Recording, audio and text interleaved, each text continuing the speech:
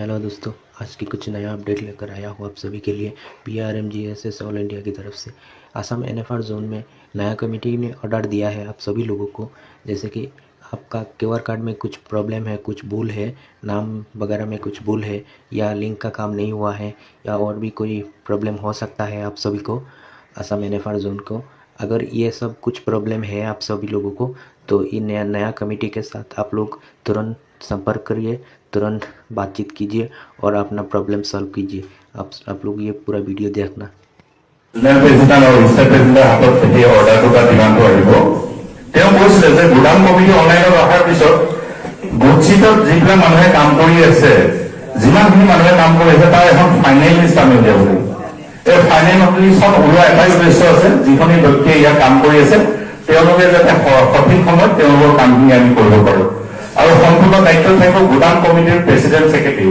আমি গোদাম কমিটি যিখন পাতি দিছোঁ, এই গোদাম কমিটিখনৰ দায়িত্ব এই যিখন আমাৰ ৱৰ্কাৰ যিখন লিষ্ট ওলাব অনলাইনত, যিখন আমি ৰেলৱে ডিপাৰ্টমেণ্ট আৰু শ্ৰম মন্ত্ৰালয়ত যিখন আমাৰ জমা হ'ব, সেই লিষ্টখনৰ আধাৰত অনাগত দিনত আমাৰ যি ৰেল যি আইডেণ্টিটি কাৰ্ড, যি আমি আইডেণ্টিটি কাৰ্ড পাব লাগে ইণ্ডিয়ান ৰেলৱেৰ পৰা, আৰু শ্ৰম মন্ত্ৰালয়ৰ যি মেডিকেল পাব লাগে, এই গোটেইখিনি সুবিধা আমি উপলব্ধ হ'ব।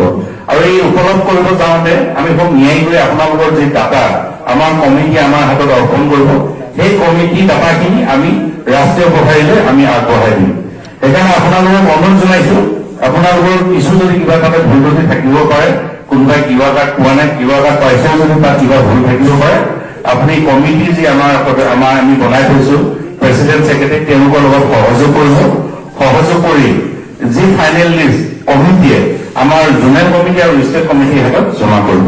সেইকাৰণে মই সভাপতি ডাঙৰীয়াক অনুৰোধ জনাইছোঁ, অতি শীঘ্ৰে আপোনালোকে এখন ইয়াতে মিটিং পাতিব, গোটেই কমিটিৰ যিকেইজন সদস্য আছে, আৰু ইয়াৰ যি কাম কৰা মেইন লিষ্ট আপোনালোকৰ হাতত জমা আছে বা আমি জমা কৰিছোঁ বা আপোনালোকৰ আছে, গোটেইখিনি খুব ন্যায়কৈ আপোনালোকে আমাৰ হাতত জমা কৰিব, যাতে কোনো এজন ব্যক্তি ইয়াত কাম কৰা ব্যক্তি যাতে ৰৈ নাযায়।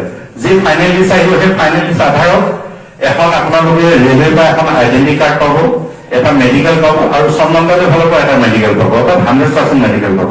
এই দুটা বস্তু বৰ্তমান খুব কম দিনৰ ভিতৰত আপোনালোকৰ সন্মুখত ভাৰতীয় ৰেলৱে মাল গোদামে আপোনাৰ ওচৰত দিব বুলি। সেইকাৰণে আছে উদ্দেশ্য, বিশেষ উদ্দেশ্যটো আপোনালোকক কোৱাৰ প্ৰয়োজন আছিল কাৰণে আপোনালোকক আজি ইয়ালৈ মাতি আনিছোঁ। ইয়াৰ পিছত আমি দীঘাৰো যাম, বৰাহত যাম, তেতেলীত যাম, জাগিৰোত যাম। সেই মৰ্মে গোটেই মানুহখিনি আমি ইয়াতে জাগ্ৰত কৰিব লাগিব।